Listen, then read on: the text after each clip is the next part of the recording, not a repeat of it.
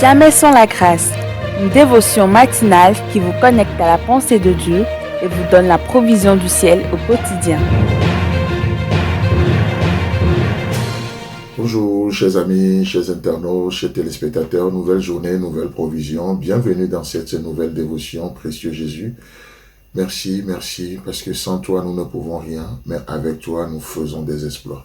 C'est pour ça que nous te tendons la main par la foi. Prends-nous par la main ce matin et amène-nous à faire des exploits, parce que aujourd'hui est une journée de victoire. Béni sois-tu Jésus.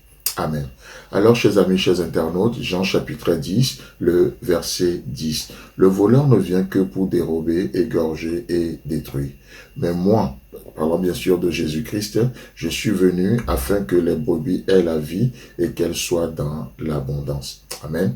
Peut-être tu m'écoutes ce matin, tu réalises que tu ne vis pas. Tu es en train de survivre. Basé sur les saintes écritures, tu peux te lever par la foi ce matin et chasser tout esprit de survie dans ta vie. Jésus-Christ n'est pas venu pour que nous survivons.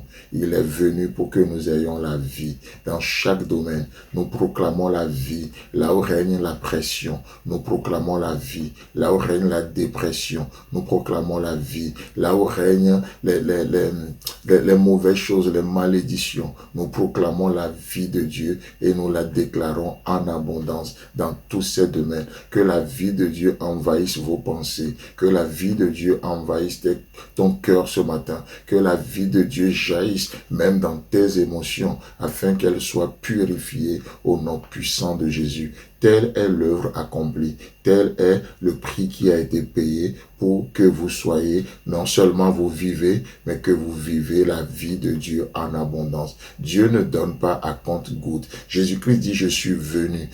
Et savez-vous qu'il est venu? Et il vient encore aujourd'hui, d'une manière fraîche. À chaque fois que le livre est ouvert, Jésus-Christ vient, parce qu'il est la parole, l'incarnation de la parole. Vous vous approchez de la Bible, votre âme est arrosée d'une fraîcheur, d'une vie débordante, une vie qui n'a rien à voir avec le naturel, une vie qui surpasse toute intelligence. Parfois, nous n'avons même pas les mots pour pouvoir l'expliquer. Ça se vit simplement. Ça ne s'explique pas. Ça se vit, la vie de Dieu. Et Christ est venu pour ça. Il a payé le prix pour ça. Telle est la place de la croix dans nos vies aujourd'hui. Comme l'a si bien exprimé quelqu'un, la croix, c'est une apparente défaite, mais pour une éclatante victoire. La croix, c'est une apparente défaite. L'ennemi pensait qu'il a touché Jésus-Christ par la mort. Comme il est venu, son but, c'est de tuer, c'est-à-dire dérober, égorger et détruire.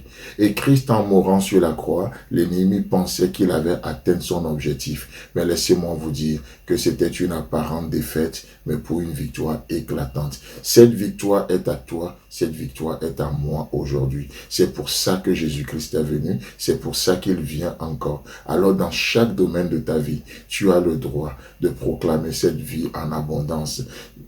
Moi, je suis venu pour que les brebis aient la vie et qu'elles soient dans l'abondance. Le verset 11, je suis le bon berger. Waouh, il n'est pas dit je suis le berger. Non, peut-être des bergers, on peut en trouver partout, mais le bon. Je suis le bon berger. Voyez-vous? Donc, et déjà, ce petit mot, cet adjectif bon, qu'est-ce que c'est? Quand on dit que quelque chose est bon, ça veut dire que la chose a des caractéristiques conformes à sa nature. Des caractéristiques conformes à sa nature. Là, devant moi ce matin, je prends, pour ceux qui suivent cette dévotion en vidéo, là, je montre quoi? Je suis en train de montrer un stylo.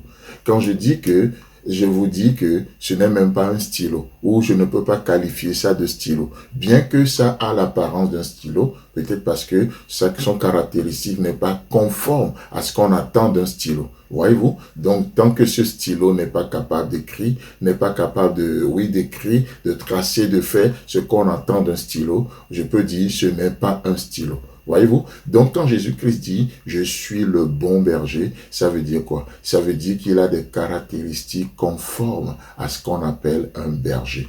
Des caractéristiques conformes. Je trouve ça tellement intéressant. Des petits mots, mais qui nous parlent tellement. Des petits mots, mais qui nous ouvrent les yeux, qui nous montrent le cœur de Dieu. Waouh, je suis non seulement le berger, mais je suis le bon berger. Et il va donner une caractéristique conforme à ce qu'on attend d'un berger. La suite du verset 11 nous dit, et le bon berger donne sa vie pour ses brebis. Voilà ce qu'on attend. Voilà ce qu'on attend d'un berger. Le bon berger donne sa vie pour ses brebis. Et l'autre côté, le verset 12, mais le voleur, le mercenaire, qui n'est pas le berger et à qui n'appartiennent pas les brebis, voit venir le loup, abandonne les brebis et prend la fuite. Et le loup les ravit et les disperse. Waouh, chers amis, chers internautes, nous avons un berger, le bon. Que Dieu vous bénisse. Si vous avez aimé cette émission, parlez-en à vos amis. Parlez-leur du message de la grâce et de ce qu'il fait dans vos vies. Pour un sujet de prière, une question ou pour devenir partenaire, contactez-nous au 00229 94 75 80 20. Que Dieu vous bénisse et à la prochaine. En attendant, pensez avec Dieu.